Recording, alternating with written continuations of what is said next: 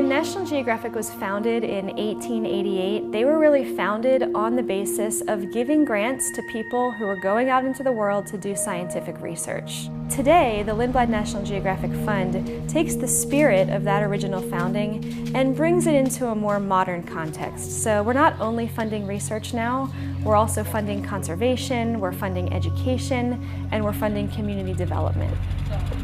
In the Amazon right now, our projects are focused mainly on community development, working with local women and local families on establishing economic and food security, heightening educational opportunities, and providing some leadership training. They learn about violence, rights, reproductive health, community organizing, and income-generating projects.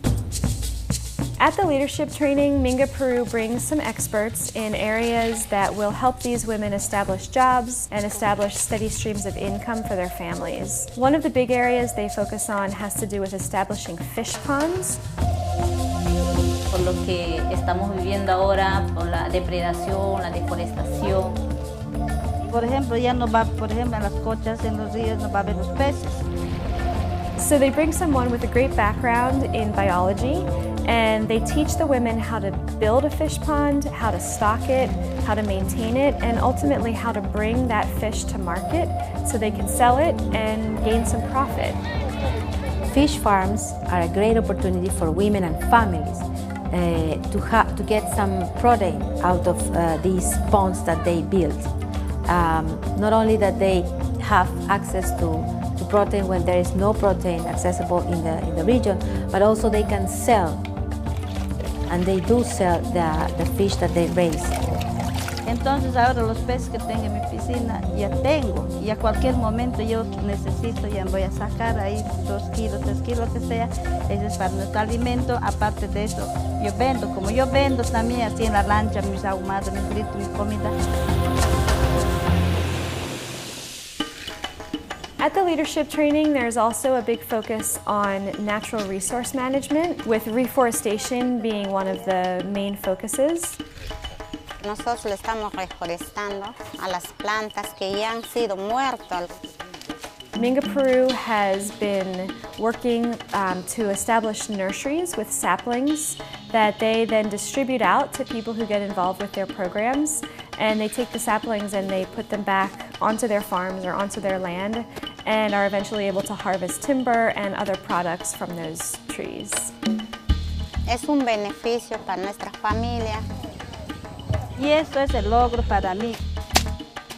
Conservar, por ejemplo, los árboles maderables que hoy en día se está desapareciendo, y el tema de, por ejemplo, las piscigranjas, que también es una urgencia. Hoy en día los peces se están terminando, entonces siempre es importante seguir implementando más chacras agroforestales, más piscigranjas con muchos más peces. So it's very important to give the communities an opportunity where they can get what they need from their own resources and preserve the area. The lack of access of information is a big problem in the Amazon. One of the main projects that Minga Peru carries out is an educational radio program. It's one of their broadest reaching efforts, and it's broadcast to approximately 120,000 listeners throughout the Amazon basin. Yo siempre escucho las noticias por la radio. Digo, nosotros no tenemos comunicación telefónica, es fuera de la ciudad. Por primera vez que escuché el programa me ha gustado mucho. Y... Aplausos. Entonces. Bueno, básicamente es un servicio de grabación y ediciones de programas radiales, culturales, para comunidades, específicamente mujeres de las comunidades indígenas de la Amazonía. Trabajando. Ay, no, tanto valor. Y para reunirse. Through the radio broadcasts, they invite listeners to write letters with questions, concerns, issues that they would like to hear addressed on the radio show. So we knew through the letters which were the main concerns of the communities, and from the perspective of women especially. Las cartas principalmente llegan de las comunidades donde se emite el programa, ¿no? En primer momento, la respuesta de las comunidades fue de las mujeres. Las mujeres fueron las que respondieron el mensaje del programa porque no llegaba, en esos sitios es bien difícil la información. Minga receives thousands of letters, and they're asking questions about health, about domestic violence, about leadership, all sorts of different topics. We open up, the conversation with the community through the radio program, so we could really understand what was going on in their communities, what were their needs, their more urgent needs. Pensamos y nuestras... A lugares donde es muy difícil la accesibilidad, ¿no? Donde cualquier información, por la más pequeña y simple que sea, va a ser valiosa. Entonces la idea es que esta información, esta educación que se brinda a través de los programas llegue cada vez más lejos.